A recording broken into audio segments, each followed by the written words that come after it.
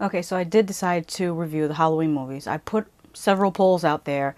I asked the question here on YouTube. I posted on my Facebook page question whether I should review them, and then I also put a Twitter poll. And 80% of you said, yes, we want you to revisit the Halloween movies. That does not mean that I'm not going to do the horror TV shows or the Netflix and Amazon shows too. I'm just going to end up doing them probably next week instead of this week. And speaking of Halloween movies, finding them all in one place is an issue, it seems. I need to know, like Shudder, why is it that you have Halloween 1 and then you just have 4 and 5?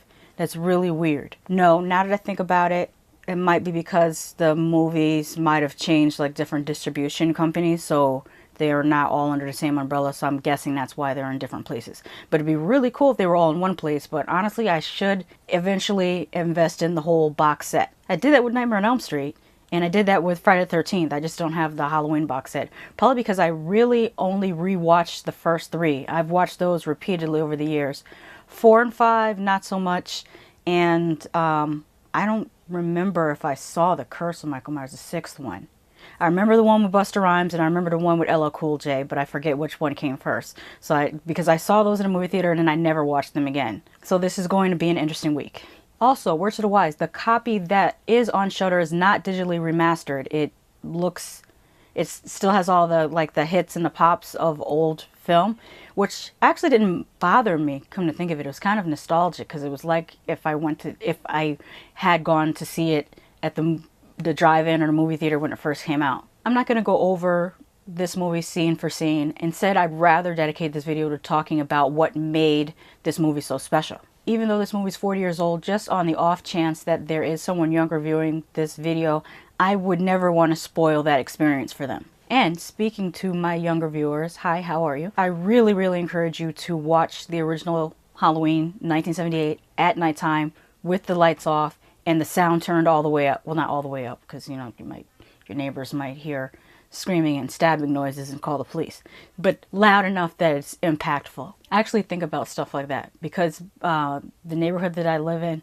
my sister just recently said that it's similar to the neighborhood from Poltergeist, and how the houses are very similar to each other and that they're kind of close together. So one time I was watching a horror movie and I had it on surround sound and there was a lot of screaming and gunshots. You know what? It might have been Don't Breathe. And I thought to myself, if somebody was walking by the house right now and they could hear the surround sound from outside, they might actually call the police by the way this movie sounds. I'm off on a tangent already. Let me get back to what I was about to talk about. The score is amazing. You know the score is iconic.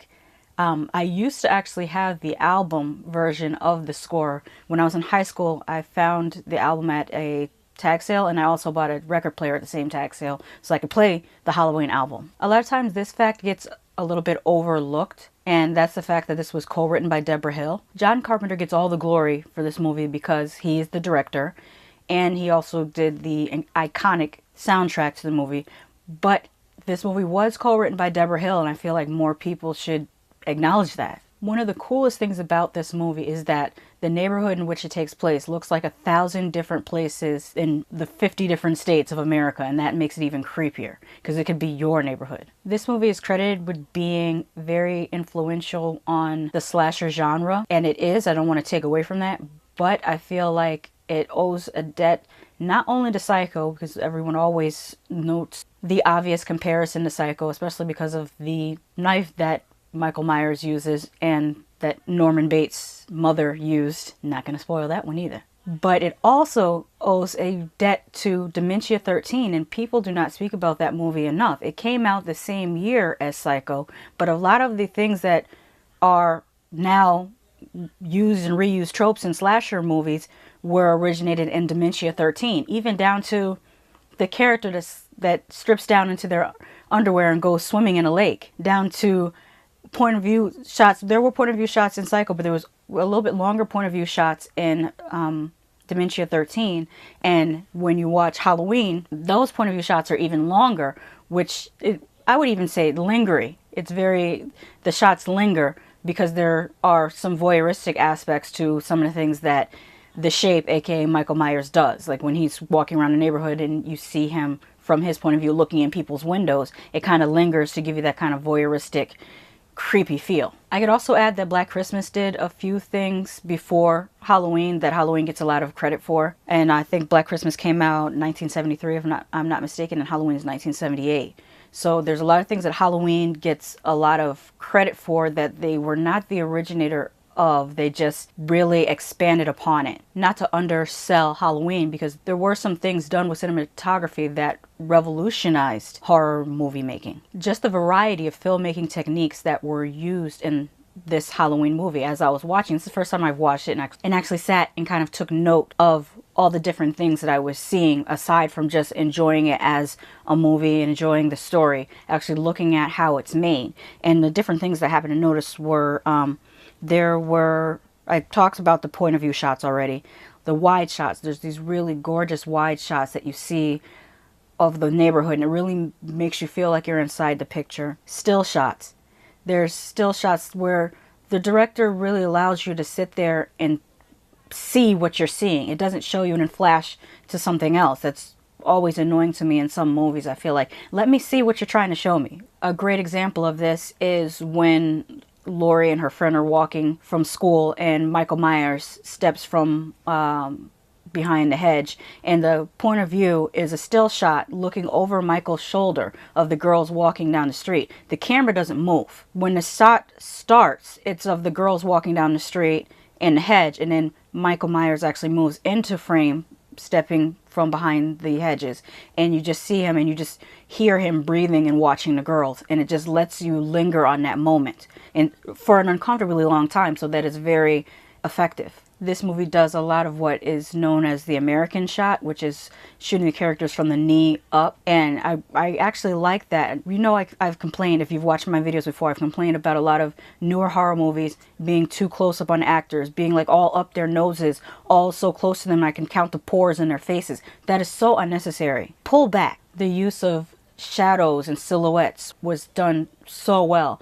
A lot of times when you see Michael Myers, he was in shadow, and really in the script he's known as the Shape. He's described as the Shape, and they actually really emphasize that by showing him as a silhouette, by showing him as just this figure more so than a person. They also play a lot with focus. Not everything is in focus. Like, one of the most iconic shots is when Laurie is sitting there and you see Michael Myers in the background and he's out of focus, and they never put him in focus, because you're meant to kind of go from regarding Laurie to noticing what's happening in the background and fearing for her as she doesn't know what's happening in the background. I almost forgot to notice about shadows and Michael Myers coming out of the shadows. There's another iconic scene where Laurie is standing there and there's just darkness behind her, and then you see just a little teensy bit of the mask, then a little bit more, then a little bit more, till you fully see his face coming out of the darkness.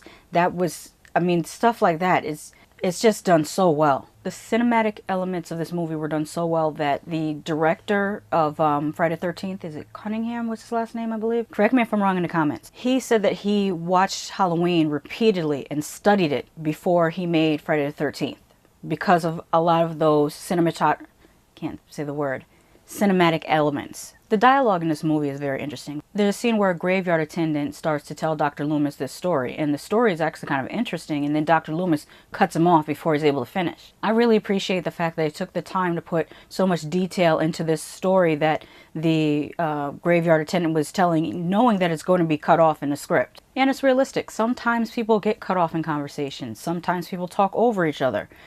These things are more realistic to dialogue, and I feel like some newer horror movies don't do that. They make the dialogue less realistic because they don't have these things happen. Another great thing that this movie does is it defies expectation. It'll have a character do something that you think is going to lead to a scene ending one way, and then it completely circumvents that and has the scene end in a way that you didn't expect. And for those that have seen it, I'm talking about, we'll say, the laundry room scene. You think one thing's going to happen, but then it doesn't happen, and then something else happens. The musical cues are superbly well timed. There are times when there's no music at all, and they make really good use of silence, and then obviously other times that incredible score comes in. And there's a particular scene where you see the Shape do something just before the musical cue comes in. And if this were a newer slasher pick, they would have timed it so that the musical cue comes in right at the same time as him doing that action, and it's not as jarring as when he does the action and then there's a musical cue, if you know what I mean. And for those who've seen the movie, I'm talking about the car scene. Now, with that said, this movie's not flawless. I mean, Laurie does do some stupid horror movie stuff, like use a weapon and then immediately discard it without knowing whether you're going to need that weapon again. I can't even say it's a trope, because this might have been one of the first movies that a character did that. It's a trope now because it's 40 years later and we've seen it over and over and over and over and over again. But then it probably wasn't a trope, I'm guessing. A funny thing that I noticed was that when Laurie's babysitting, the little girl is watching The Thing, and I thought that was so funny because a couple years later John Carpenter ends up remaking The Thing. Well, he probably had designs on remaking it, which is why he had it in this movie, but I thought that was kind of a cute little thing that he put in there. And I really, really love how he ended the movie and the still shots of the different rooms in the house. I thought that's just amazing, and I think that's one of the reasons why this movie is so rewatchable. I mean, I can never say, oh, I'm tired of watching Halloween, because it really is something you could watch year after year and find just little things that you didn't notice before. Now I'm going to go watch part 2, and I'll be right back in a moment with my thoughts on that.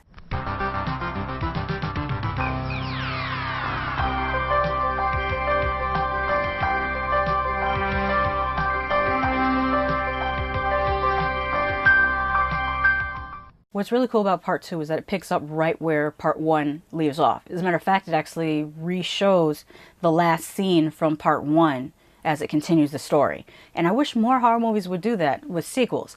These sequels always want to try to be so different from each other and so, out of pocket, when why not just continue the story where it left off? Since I started talking about the score in the first one, I'm going to talk about the score in this one as well at the beginning rather than at the end of my review.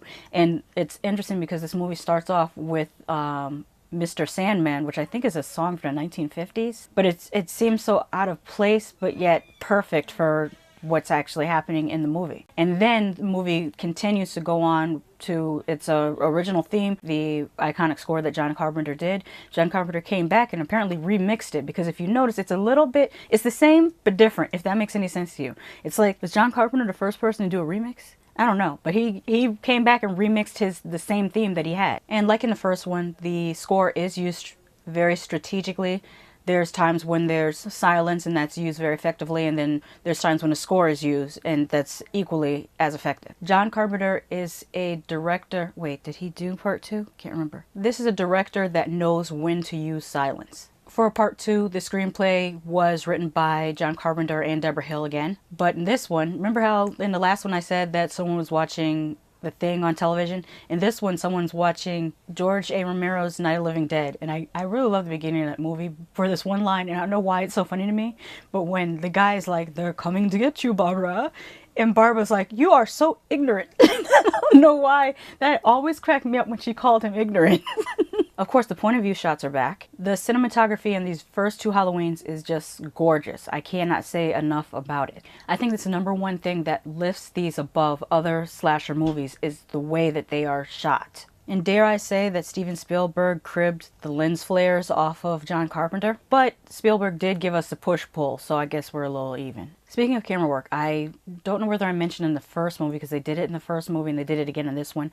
I really liked the point of view shots that instead of it being directly from the Shape's point of view, the camera kind of hovers a little bit over his shoulder, as if you were walking with him. I also like how the focus has now moved from the teenage babysitters to the staff at the hospital. Because to me, people who work in hospitals are very interesting people.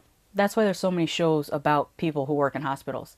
But then I might have a bias because there's so many people in my family that work in hospitals. Both of my grandmothers were nurses at UConn Medical Center. One was a registered nurse and the other one was a nurse practitioner. My grandfather was a dietitian after he got out of the army, and my aunt was an x-ray technician. So I grew up surrounded by hospital people. And my grandmother used to have these Christmas parties, and the hospital staff used to come to her house for Christmas in shifts. Like when they would just have the party all night, because, you know, you have the nurses that work first shift, second shift, third shift, and the doctors and the orderlies and all these different types of people. And they were always very interesting people to me. Actually, I misspoke. This is, in the movie, it's technically not a hospital, it's a clinic. Which leads me to one of my favorite scenes, the hot tub scene. Just the carnage that you can create with scalding hot water is amazing. The only thing that bothers me about that scene is when the nurse thinks that the hand over her shoulder is her boyfriend and she starts sucking his fingers and it's really Michael Myers. How could she not taste the dirt, blood, and the stench of death on this man's hands? I mean, this is so gross. This is a sequel that introduces into the story the fact that Laurie Strode is Michael Myers' sister. And while I felt like this was a very, very strong follow-up, it's still not quite as good as the first one for me, for a couple reasons. Number one, the shape can walk through a glass door. Okay. Laurie Strode's wig. Hard to not focus on that. And the scene when he breaks through that cheap-ass balsa wood door towards the end of the movie. But then I could just be nitpicking, because once you see a movie like 25 times, you're going to start to find something that you don't care for in it. That said, this is still a really solid sequel. Funny little thing that I noticed after all these times rewatching it is the character that gets hit by the car. When they speak about him in this movie and they say his name, having watched the first one and the second one back to back, I just finally picked up on the fact that that was the guy that Laurie's friend had set her up to go to the dance with. And I don't know why. Well, you know why? Because I probably never sit there and watch these back to back like that. Even when AMC does their Halloween marathons, for some reason, whenever I turn on AMC, they're always playing 4 or 5, and I'm not as interested in 4 and 5. So this is the first time I've sat down and watched 1 and 2 back to back. So maybe that's why I didn't pick up on this earlier. But like I said, solid sequel. I just prefer the first one to the second one if someone were to ask me, but still, both great movies. I'm going to go ahead and watch part 3, Season of the Witch, and I'm probably going to put that as a separate video because I feel like it deserves its own separate video. So let me know what you thought about Halloween, the original Halloween 1978, and Halloween 2, and also let me know how old were you when you first saw either of the Halloween movies. Did you get to see them in the theater? Did you watch them on VHS? If you're younger and you just found these movies streaming, what's your reaction to these classic slasher movies? Let me know in the comments. But like I always say, just because I love something doesn't mean you won't hate it, and just because I hate something doesn't mean you won't love it. Bye.